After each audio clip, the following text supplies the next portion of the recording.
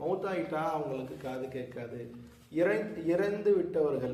இறந்து விட்டவர்களுடைய கபருக்கு சாதாரண பொது மையவாடிகளாக இருந்தாலும் சரி, அல்லது தர்காவில் அடக்கமாயிரு இந்த யார்கிட்ட போய் நீங்கள் ஜியாரத் செய்கிறதாக இருந்தாலும் சரி, அவங்கள்ட்ட போய் நம்ம ஜியாரத் செய்யும் பொழுது, அவங்களுக்காக நம்ம துவா செய்யும் பொழுது, அந்த மையத்துகளுக்கு நாம் சொல்லக்கூடிய விஷயம் காதில் கேட்கும், காதில் விழும். அவங்களுக்கு நல்லா காது கேட்கும்.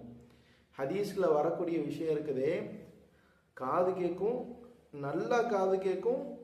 பக்கத்தில் நான் பேசக்கூடியதை போய் என் பக்கத்தில் ஒருத்தர் வந்து கேட்டாருன்னா அவர் எவ்வளோ தூரம் நல்லா கேட்பாரோ அதை விட நல்லா கேட்பாரு யாரு? மரணித்து விட்டவர் என்பதாக ஹதீஸ்களிலே மிக தெளிவாக பார்க்க முடியுது.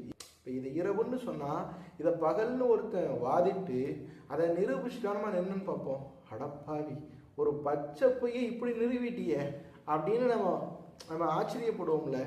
அந்த மாதிரியான ஒரு பொய் தான் மரணித்தவர்களுக்கு காது கேட்காது என்று சொல்லக்கூடிய விஷயம்.